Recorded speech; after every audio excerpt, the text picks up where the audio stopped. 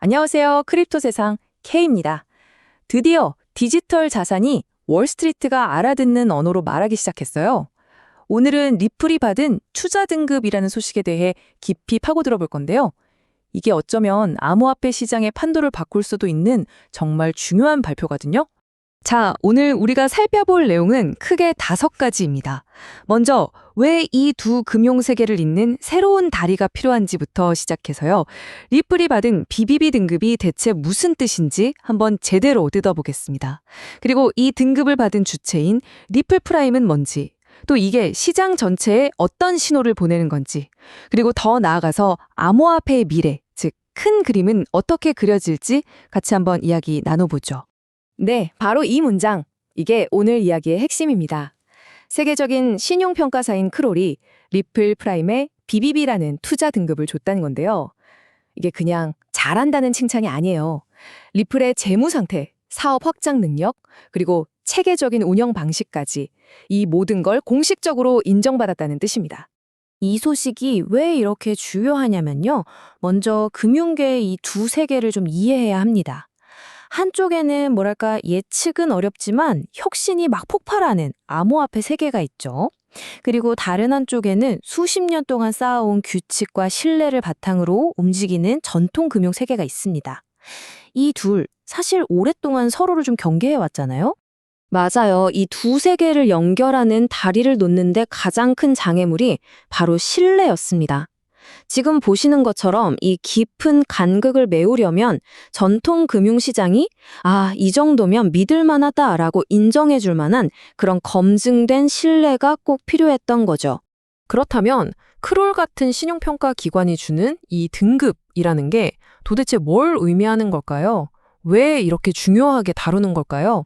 신용평가사는요, 쉽게 말해 거대한 자금을 굴리는 기관 투자자들의 리스크 내비게이터 같은 존재예요.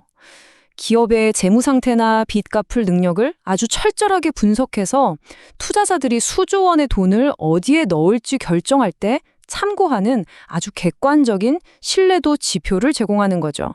자, 이 슬라이드에서 정말 중요한 게 바로 이 경계선입니다. 리플이 받은 BBB는 오른쪽에 있는 위험해 보이는 투기 등급이 아니에요. 왼쪽에 있는 안전하다고 여겨지는 투자 등급에 딱 들어간 겁니다.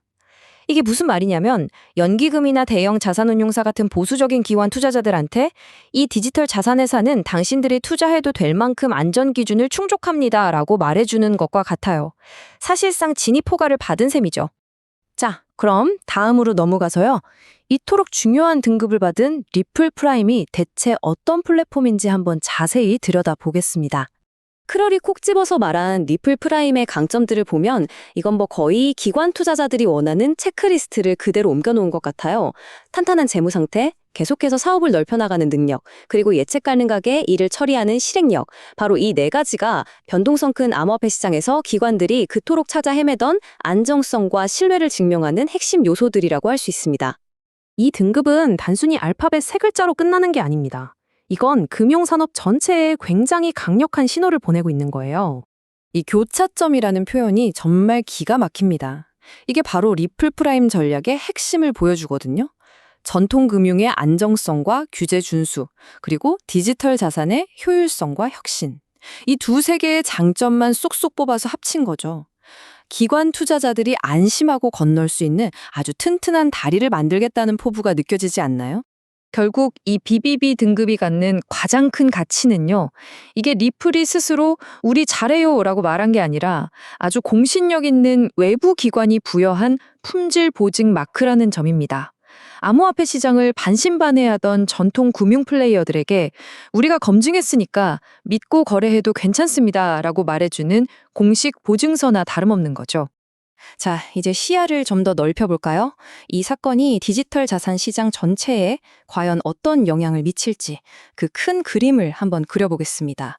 이 질문에 대한 가장 핵심적인 답은 바로 성숙입니다. 이제 묻지마 투자의 시대는 지나고 디지털 자산 산업도 전통 금융의 그 까다로운 잣대와 기준으로 평가받기 시작했다는 뜻이거든요.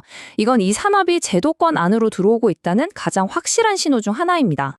결론적으로 말해서 이번 등급 획득은 그냥 하나의 성과가 아닙니다. 지금까지 망설이고 있던 거대한 기관들의 자금이 디지털 자산 시장으로 흘러들어올 수 있도록 그 신뢰의 문을 활짝 열어젖힌 정말 중요한 첫걸음이라고 볼 수 있습니다. 과연 리플의 이번 사례가 앞으로 다른 디지털 자산들이 전통 금융 세계의 신뢰를 얻어내는 어떤 표준 모델, 일종의 공식이 될 수 있을까요? 이 질문에 대한 답을 우리가 함께 지켜보는 것도 정말 흥미로울 것 같습니다. 오늘 영상이 도움이 되셨다면 구독과 좋아요 부탁드립니다. 감사합니다.